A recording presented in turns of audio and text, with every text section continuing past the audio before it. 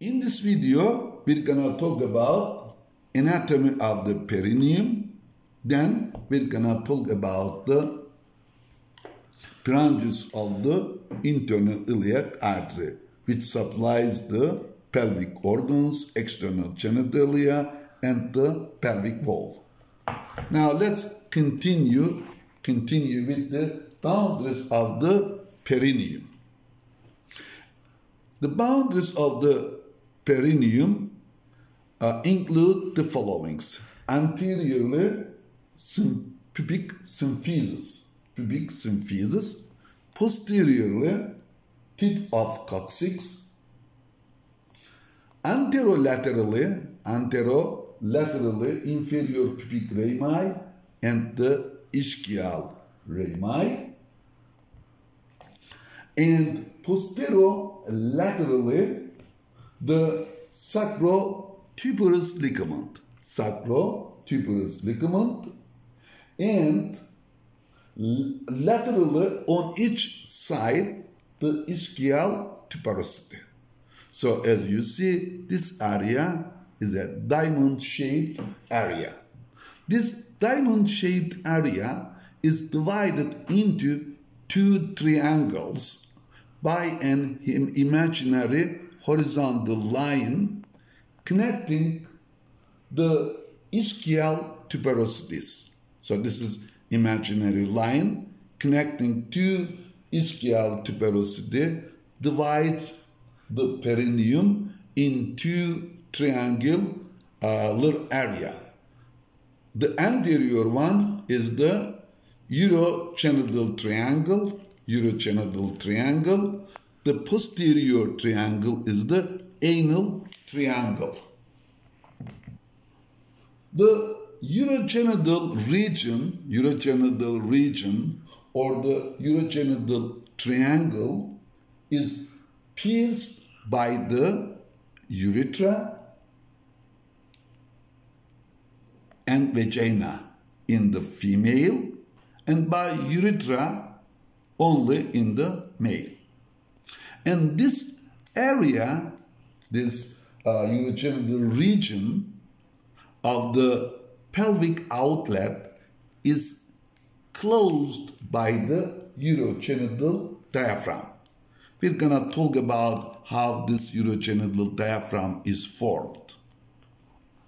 But in this area, in the urogenital region, we talk about deep perineal space and superficial perineal space. Note that superficial and deep perineal spaces are found only in the urogenital triangle, not in the anal region or the anal triangle. Anal triangle of the pelvic outlet is closed by the pelvic diaphragm. We're going to talk about what forms the pelvic diaphragm. Now, let's talk about the superficial and deep perineal spaces on the urogenital region. Now, the scarpa's fascia covering the anterior abdominal wall continues over the perineum, but its name changes and becomes the Colles fascia. Deep to the Colles fascia, there is the perineal membrane. Now, another name for the perineal membrane is the inferior layer or the inferior fascia of the urogenital diaphragm or the perineal membrane. So the space between the Colles fascia and the perineal membrane is called the superficial perineal space, in which there are several structures, but let list some of them that we can see them here. The ischio-cavernous muscle, bulbospongiosus muscle, superficial transverse perineal muscle, bulb of vestibule, and the Pardolins gland. And there are several other structures that you can review them from the theoretical lectures. And there is another space here. It's called the deep perineal space. Deep perineal space is formed between the inferior fascia, which is the perineal membrane, inferior fascia of the urogenital diaphragm. And here, this area is the urogenital diaphragm. Look at here, urogenital diaphragm. Covered by, this is the superior layer of the superior fascia. It's better to say superior fascia of the urogenital diaphragm, superior fascia of the urogenital diaphragm. Here you have the inferior fascia of the urogenital diaphragm, for which you can use the perineal membrane. Between these two fascia, there are the external urethral sphincter muscle and deep transverse perineal muscles. Those make up the urogenital diaphragm. As you see, urogenital diaphragm is pierced by the external urethral orifice, or the simply urethra, and the vaginal ostium in the female, and by the urethra only in the male. Now, let's look at the pelvic diaphragm. Pelvic diaphragm is formed by the levator ani muscle and the coccygeus muscle. This coccygeus muscle is also known as the ischio-coccygeus muscle. Now, there is the, look at here, inferior fascia of the pelvic diaphragm on the side. Here is the superior fascia of the pelvic diaphragm. By the way, let me broadly show you the pelvic diaphragm. This is the pelvic diaphragm. Look at here. This is the pelvic diaphragm. Pelvic diaphragm. It's a large area that closing up the pelvic outlet is formed by the pelvic diaphragm. So the borders of the pelvic diaphragm includes this area like this. So the pelvic diaphragm is formed by the levator ani muscle, coccygeus muscle, and the fascia covering them. Here you have the superior fascia of the urogenital diaphragm. On the side you can see the fascia. Now here you have the inferior fascia of the pelvic diaphragm, superior fascia of the pelvic diaphragm. Now let's look at the parts of the levator ani muscle. Look at this one is it's just running around the rectum, is the puborectalis muscle. Puborectalis muscle. Then pubococcygeus muscle, pubococcygeus muscle. And this is the iliococcygeus muscle.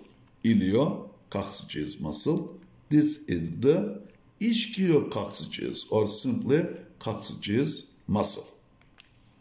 Okay, so we have covered the urogenital diaphragm here and the pelvic diaphragm here. Now this is the pelvic cavity, the minor pelvis. Minor pelvis, this is the pelvic inlet surrounded by the pelvic breme. Here is the pelvic outlet. Now the pelvic outlet is closed by urogenital diaphragm anteriorly and in the middle, and posteriorly and anterolaterally by the pelvic diaphragm. Okay, now let's look at the branches of the internal iliac artery. Now, this is the common iliac artery. Bifurcates into an external iliac artery which changes its name after the inguinal ligament and becomes the femoral artery.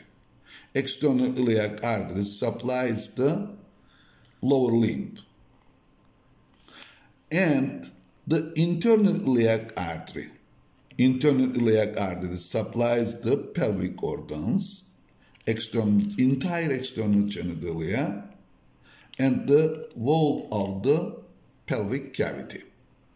And internal iliac artery has a posterior trunk and anterior trunk. Posterior trunk has 3 branches. This is the iliolumbar artery. Iliolumbar artery. This is the lateral sacral artery.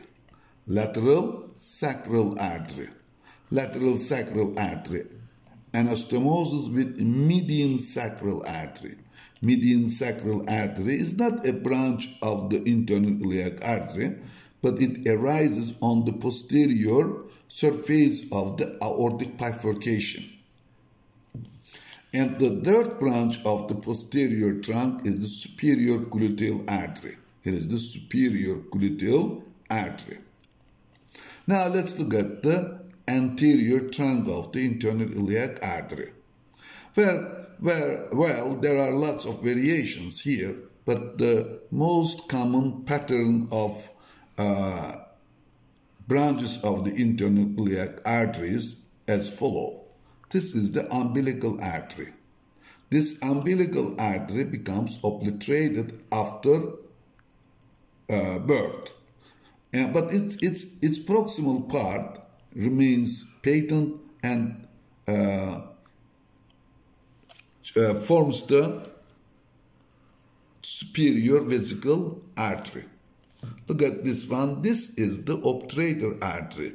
You don't miss this one because this obturator artery travels with the obturator nerve and then leaves the pelvic cavity through the obturator foramen. Now look at this model here. This model here. Here is the obturator nerve, you see, along with the obturator artery and vein, you see, leaves the pelvic cavity through the obturator foramen. Look, you can see the obturator nerve, obturator artery, and the vein on this model. And on this model, let me review this area. This is the major ischiatic foramen, which is divided into a suprapiriform foramen and the infrapiriform foramen. Superior gluteal artery, vein, and nerve leaves the pelvic cavity through the suprapiriform foramen.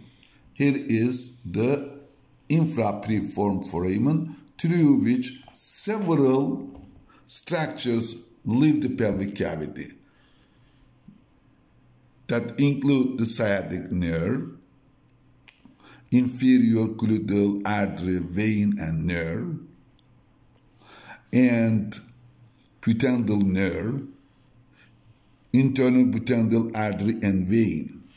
But for the internal pudendal artery, vein, and the pudendal nerve, once they leave the infrapiriform foramen, they run anteriorly and pass through the lesser sciatic foramen and then enter the Colles canal or the pudendal canal. Here you can see the pudendal nerve, internal pudendal artery, and vein. Through the inguinal canal, this neurovasculature reached the perineal or the perineal region of the body to supply and innervate the external genitalia. Okay, now let's continue the branches of the internal iliac artery. Again, this is the umbilical artery, whose distal part becomes obliterated and forms the medial umbilical ligament and the fold. This is the obturator artery. We talked about it.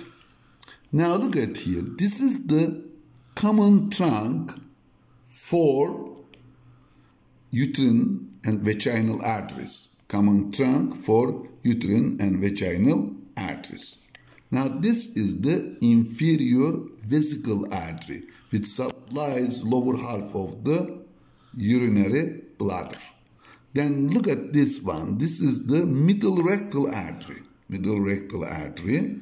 Here you have the internal pudendal artery, which later gives off the inferior rectal artery. This is the inferior gluteal artery. Inferior gluteal artery. Let me quickly review the branches of the internal iliac artery. From the posterior trunk, 3 branches arise. This is the iliolumbar artery, lateral sacral artery, superior gluteal artery.